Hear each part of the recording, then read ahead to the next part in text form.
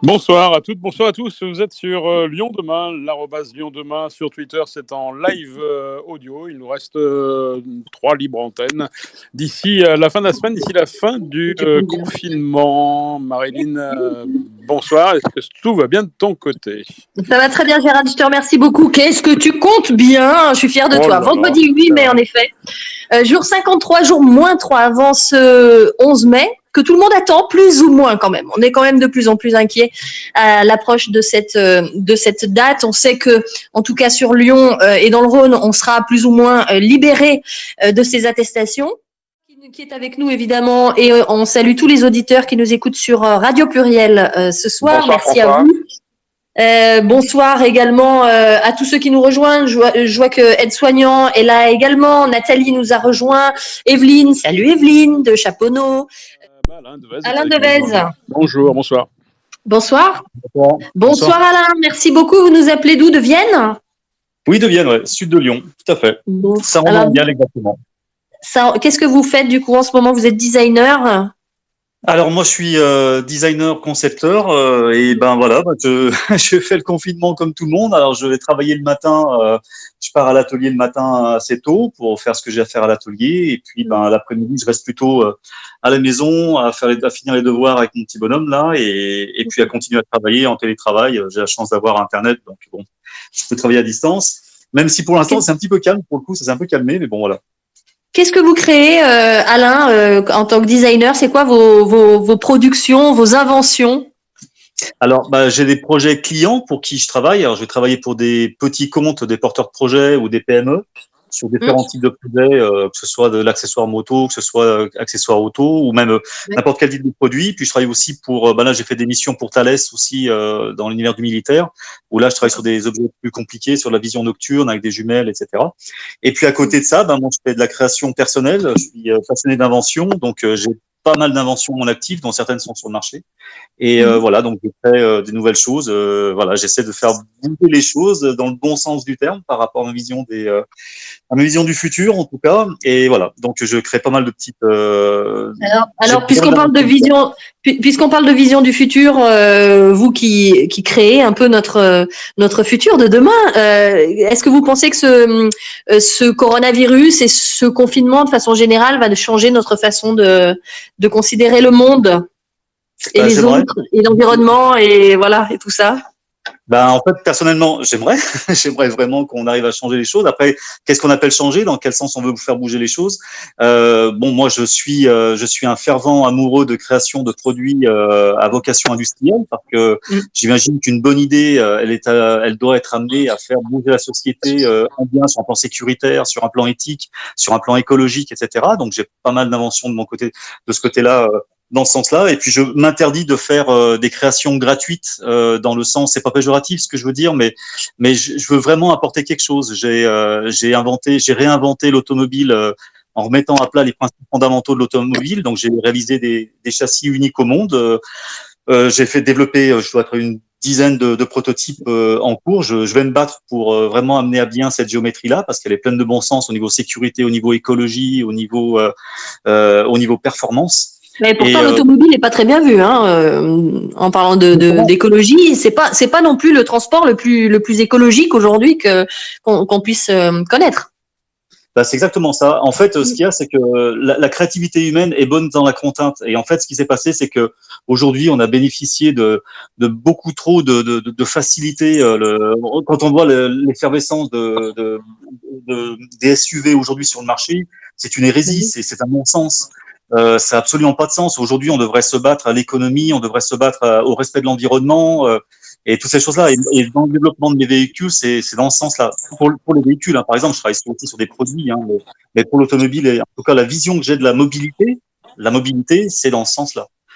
D'ailleurs, vous devez peut-être connaître les triporteurs cyclopolitains et Yocler sur Lyon, qui tournent beaucoup. Les cyclotaxis, c'est des véhicules que j'ai conçus pour eux et dessinés pour eux et designés pour eux aussi.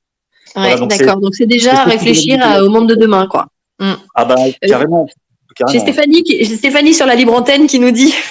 Alors elle casse le marché complet. Elle a toujours la formule. Elle a toujours la formule, elle vous tue votre industrie, là, Alain. Elle dit une voiture qui ne pollue pas est une voiture que l'on ne construit pas. Ça, c'est fait. Non, mais c'est vrai qu'il y a... en fait, une voiture, faut savoir une chose, c'est que c'est un principe de mobilité. Et qu'est-ce qu'on appelle la mobilité, en fait? L'homme est un voyageur. Et après, qu'est-ce qu'on appelle voyager?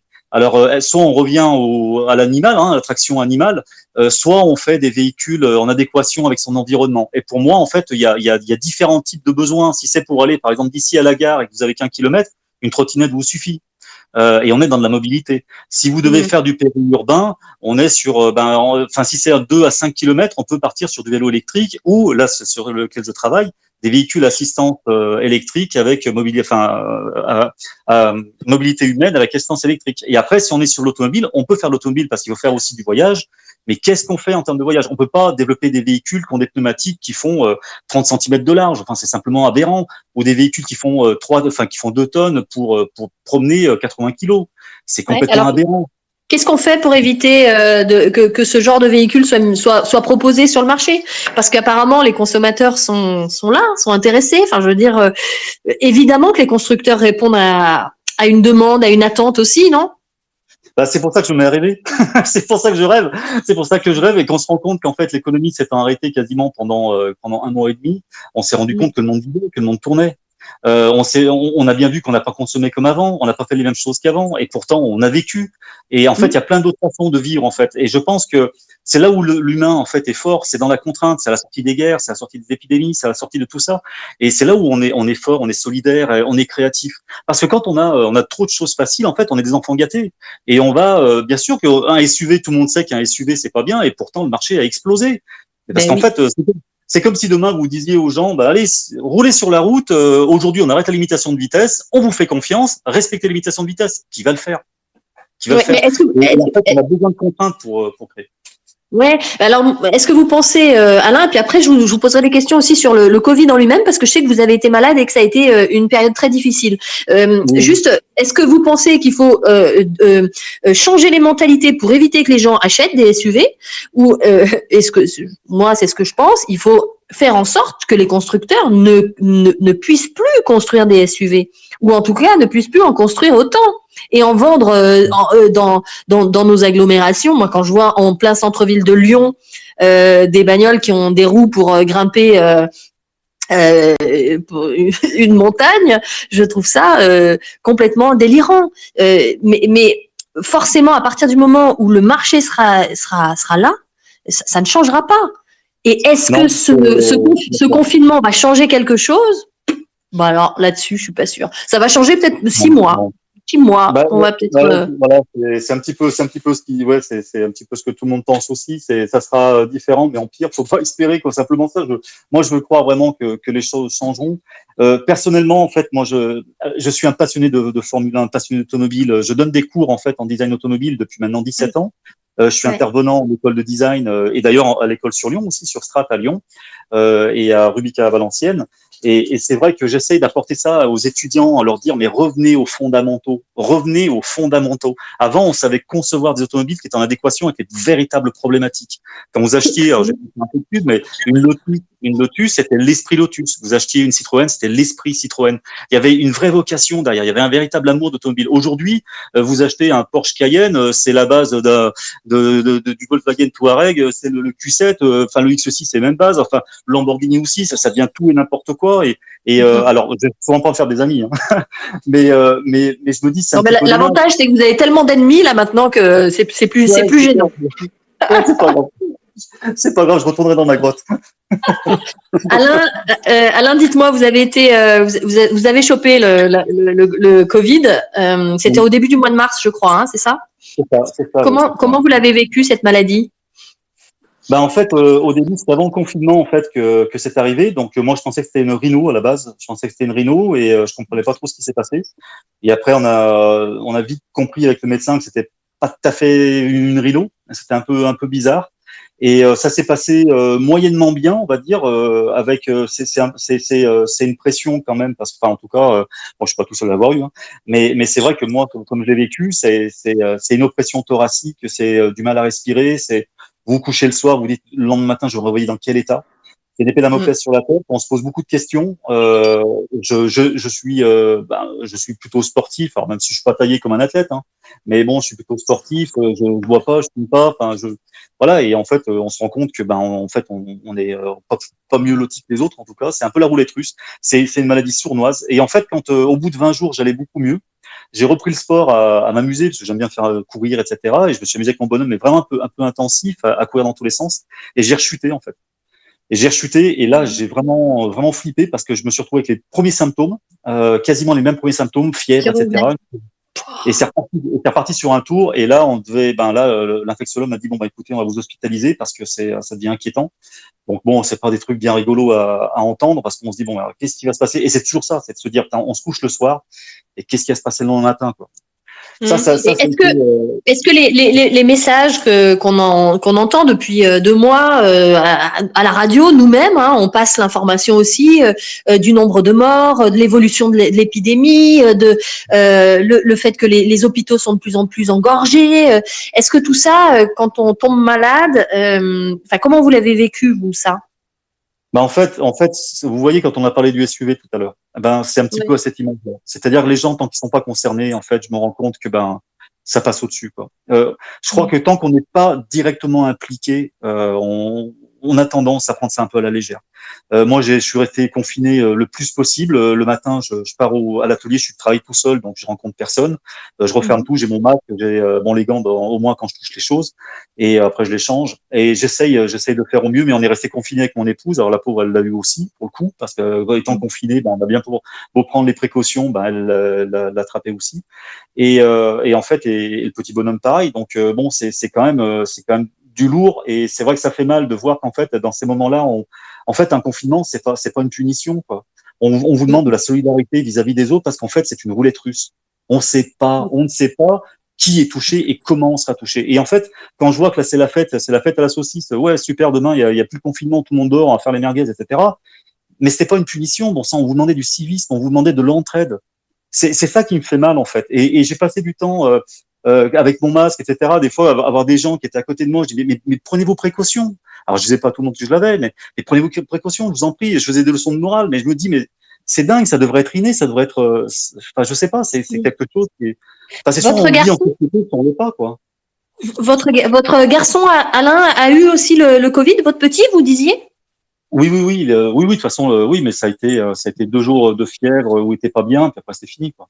Mais oui, la question se pose souvent. Est-ce que les enfants sont plus susceptibles de l'avoir, sont moins susceptibles de l'avoir ou pas? A priori, on semblait dire que les gamins tombaient pas trop malades, quoi. Après, c'est pareil. Hein. Moi, je rentre sûrement pas dans les chiffres, parce qu'en fait, on n'a pas été du moment où j'ai pas été hospitalisé. Est-ce que je rentre dans les chiffres ou pas? J'en ai aucune idée. Mais il est évident qu'on l'a eu parce que, là, j'ai eu l'infectiologue, on a eu tout. C'est évident. Est-ce que vous avez peur de l'avoir à nouveau? Qu'est-ce qu'il vous a dit, l'infectiologue? En fait, ils savent pas. C'est super difficile pour eux parce que ils découvrent. En fait, eux, quand ils ont voulu m'hospitaliser, c'est presque par curiosité, en fait. C'était pour comprendre pourquoi j'ai replongé. Et quand je lui ai dit, je lui ai donné mon sentiment. Je lui ai dit, j'ai l'impression en fait que mon corps n'avait pas tout évacué. Et quand j'ai bougé et que j'ai fait du sport avec mon petit bonhomme et que je me suis mis à ventiler, j'ai l'impression que ça a réinfecté des tissus sains. Et il me dit, moi je pense la même chose que vous. Voilà. Mais ils savent pas tous. C'est difficile pour eux. Moi, je veux vraiment les remercier. Franchement, le corps médical, mais le médecin, moi j'ai le docteur Chef sur fabuleux quoi. Honnêtement, c'est des gens en or. C'est impressionnant. Mais c'est vrai que c'est difficile et c'est pour ça que ça qui me fait mal, c'est que voilà, c'est un petit peu à l'image de l'automobile, c'est un petit peu à l'image de l'écologie, c'est un petit peu à l'image de tout ça. En fait, j'ai l'impression que on a tous des bonnes raisons pour pas le faire en fait. Voilà. Et on a justement des commentaires sur le fil de la libre antenne, notamment aide-soignant qui travaille peut-être d'ailleurs, qui est peut-être soignant, je ne sais pas, aide-soignant. J'étais au Charpennes, personne n'avait de masque et beaucoup de monde dans le bus sans masque. Ouais, à la Guillotine, il n'y a jamais eu de confinement. Alors c'est vrai que moi c'est pareil, je suis assez surprise de constater dans la rue passer les gens sans masque à l'extérieur. Bon après, surtout en ville, notamment en ville, ça me paraît étonnant. Mais alors c'est pareil, c'est difficile parce qu'a priori quand on marche dans la rue à l'extérieur, quand on est tout seul, le masque sert dans le fond à rien parce que Voilà, mais dès qu'il commence à y avoir de l'affluence, ouais, évidemment, hein, je mets le masque. Alors c'est vrai qu'il y a pas mal de monde moi où je vais, où c'est pareil, hein, j'ai mon masque, je prends mes distances, les gens ils me regardent, même encore maintenant, à me dire mais qu'est-ce qu'il faut avec son masque, quoi. Mais bon sang, mais je sais pas, vous savez ce qui se passe, je sais pas, c'est comme ça. Mais voilà, donc c'est vrai que pour le coup, le Covid étant bloqué à la maison, j'en ai profité à un fond pour travailler sur toutes mes inventions et voilà, toujours pareil, je suis dans mon petit univers à vouloir réinventer les choses. Et je me dis, j'espère que j'aurai le temps de tout faire parce que j'en ai plein à faire et voilà quoi. Oui, Voilà. peut-être qu'on va faire lutter aussi contre l'obsolescence programmée, ça serait déjà pas mal. Franchement, ça nous arrangerait tous s'il n'y avait pas cette fichue obsolescence programmée. Hein. Merci beaucoup. On vous en prie. Merci beaucoup, Alain. Merci pour d'être venu témoigner. Merci, Marilyn. Alors, notre Lulu de Villeurbanne qui vient nous rejoindre chaque soir pour le débrief de la libre antenne. Bonsoir, Lulu. Oui, bonsoir, vous allez bien? Ouais, ça va super, et toi? Vous pourrez jamais habiter en Suisse, les gars, je vous le dis, moi. Vous n'avez pas avalé une horloge, hein. Putain, mon Dieu, mais c'est pas possible. Non, mais il y a de l'impro, mon garçon. On peut mettre quelqu'un au cas où, non? Il n'y a pas quelqu'un? Bon, si tu veux, on peut accueillir Christophe. Devine. Non, mais tais-toi! Voilà, on avait Alain Devez, qui n'est pas Devez, qui est de Saint-Romain-en-Galles, qui est designer, qui fait bien sûr des trucs, qui fait des trucs sur l'accessoire moto, auto, tout ça, il travaille pour Thales, un mec, attention, il est là, il veut réinventer l'automobile, ça c'est un mec, il n'est pas con, voilà, attention, parce qu'il pense que la créativité, c'est dans la contrainte, voilà, ça, moi je suis d'accord avec lui, hein, par exemple, la créativité, c'est quand on te donne 5 minutes et que tu n'en as plus que de 20 secondes. Allez, on continue. Donc, une voiture, il y a une femme qui a pris la parole, elle a dit la dame était bien contente, elle a dit une voiture qui ne pollue pas est une voiture qu'on ne construit pas. Voilà. Alors ça, je suis bien content, mais ça marche avec tout. D'accord? Ça marche. C'est pas que la voiture, hein, je veux te dire. Donc, des exemples. Un ordinateur qui pollue pas, c'est un ordinateur qu'on construit pas. Un Twitter qui pollue pas, parce que Twitter, on y parle sur Twitter, là, on y fait tous les bobos bien passants, tout ça, qu'on veut pas polluer. Mais Twitter, ça a fait de l'effet de serre avec tous les ordinateurs, vous savez, les machins, les trucs. C'est bien gentil, mais tout pollue. Alors, il va falloir qu'on ferme notre gueule maintenant. Voilà. Donc bon, voilà, tout ça. Qu'est-ce qu'il y a alors qu'est-ce qu'il y a après, on est passé avec, il a dit, bon, alors là, il s'est mis à dos tous les nouveaux riches, parce qu'il a flingué tous les mecs en SUV, les Porsche Cayenne, les Q7, les Lamborghini. Là, putain, il a tout le 6e sur le dos. 6e Saint-Didier au Mont-d'Or. Bon, faut pas y aller, gars. Faut rester à Saint-Romain. Voilà. Après, bon, j'ai l'impression que ça ne gênait pas trop, hein. Saint-Romain-en-Galles. Oui, en Galles, bien sûr, pas Saint-Romain. Ben non, passe pas, bien sûr. Et donc après, le pauvre Bichette, il a eu le Covid. Au bout de 20 jours, rechute, pan. Voilà. Et donc, alors, Marilyn, elle lui pose des questions. Dites donc, est-ce que les messages flippants vous ont fait flipper? Ben oui. Mais bien sûr, Marilyn, c'est fait pour, tu sais bien. Il a eu peur, l'autre, bien sûr. Alors après, il dit, l'autre, il a dit oui, forcément, qu'est-ce qu'ils disent l'autre? Après, il dit, c'est pas une punition. Puis il explique, c'est pas une punition, les masques et tout. Il faut être adulte un peu, mon Dieu, mais bon sang. Alors le mec, après, qu'est-ce qu'il va? Il va mieux, il rechute, hein, il s'en sort. Et après, la Marilyn, elle lui dit, bon, est-ce